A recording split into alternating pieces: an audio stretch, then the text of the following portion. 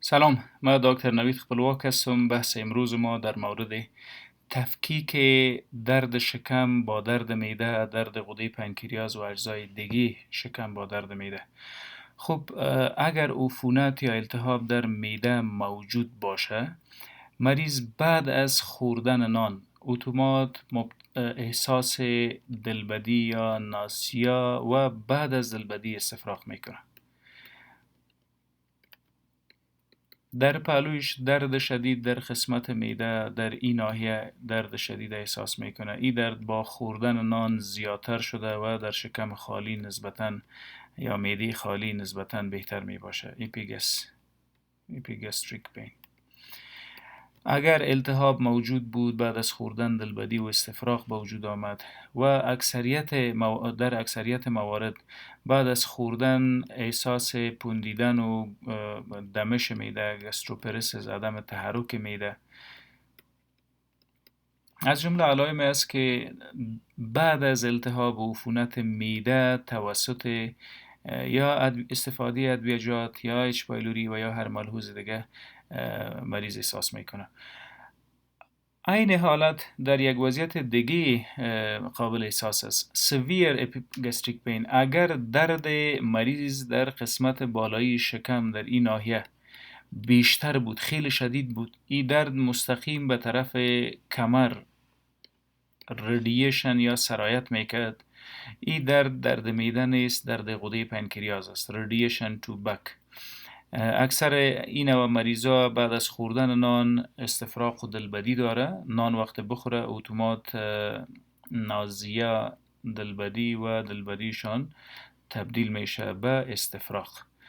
اما تفکیکی که باید بین درد معده و غده پنکریاس بکنیم در این وضعیت است. دلبدی در اونجا است، در عفونت معده به وجود میاد، در عفونت غده پنکریاس هم. این در عفونت معده استفراغ میکنیم، در عفونت غده پنکریاس هم.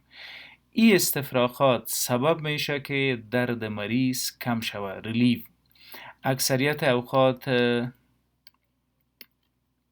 مریض بعد از خوردن نان احساس مزاحمت میکنه، دلتنگی و خلق تنگی برش پیدا میشه و انگشت خود داخل گلو برده پس استفراغش میکنه. بعد از استفراغ مریض آرام میشه. ولی برعکس در عفونت غده پنکریاس، این غده پنکریاس است، استفراغ کردن وضع مریض، درد مریض دگام بیشتر میسازه، سیمتومز یا علائم اگریویت میسازه، بیشتر میسازه. این یک تفکیک است که باید متوجه باشیم. دوم، دردی که در ناحیه معده است با خوردن به وجود میاد، اما دردی که در غده پنکریاس است با خوردن زیاد میشه، اما به وجود آمدن توسط همون عفونت و التهاب غده پنکریاس است.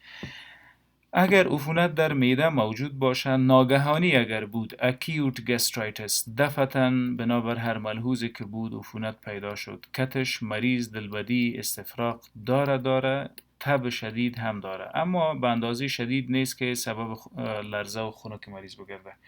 این وضعیت در عفونت غده پنکریاس هم موجود است. اگر عفونت غده پنکریاس بود، درد شدید با استفراغات و دلبدی که این وضعیت درد کنترل نمیکنه، اما در معده استفراغ، در عفونت معده استفراغات تسکین میسازه مریضه. تب شدید و سوزان نیز موجود است، اما در پهلوی تب که از غده پنکریاس، از عفونت غده پنکریاس قابل احساس است، مریض رایگرز، لرزه و خنک نیز میخوره. خوب، چیزی که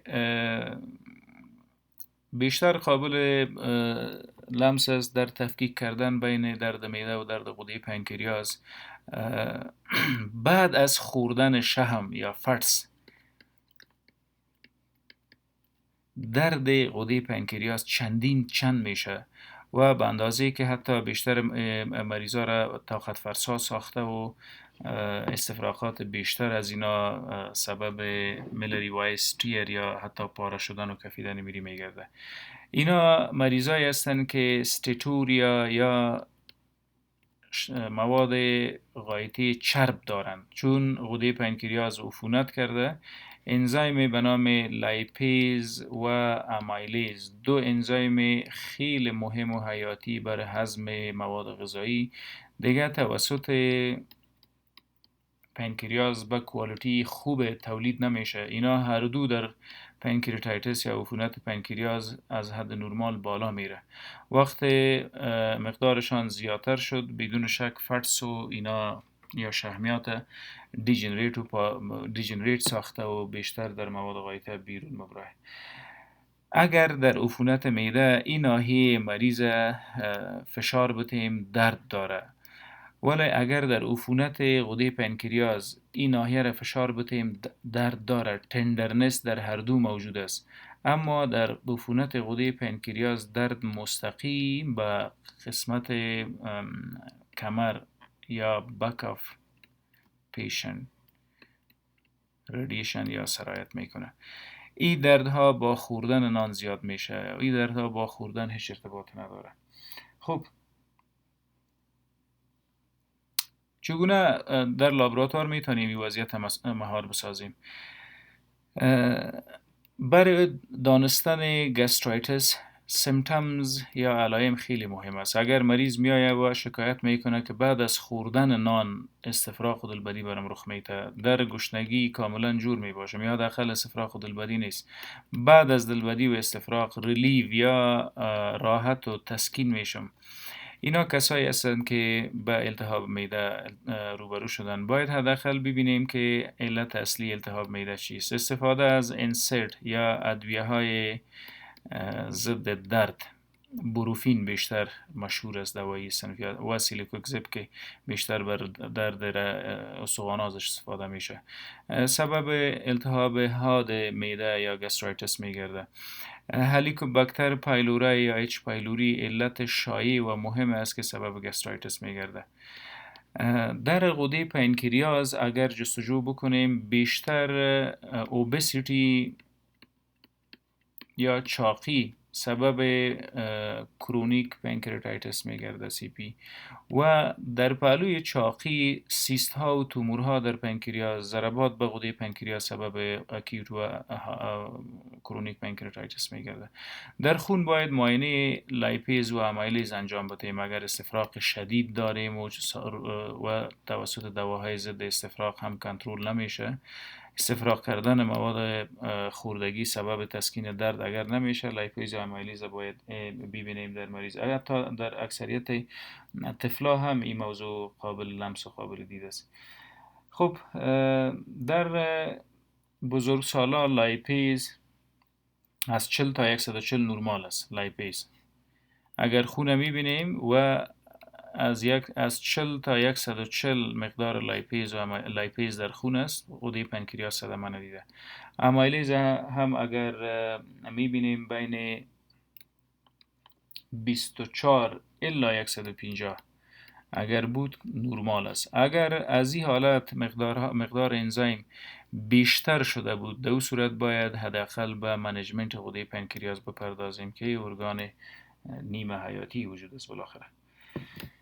خب اگر احیانا التهاب موجود بود در معده چگونه باید معالجه شود؟ از همه مهم باید استفراغ مریض توقف بدهیم. آنتی امیتکس یا دواهای ضد استفراغ. وقت استفراغ توقف کرد علت باید معالجه بکنیم. کازتیو تراپی. اگر علت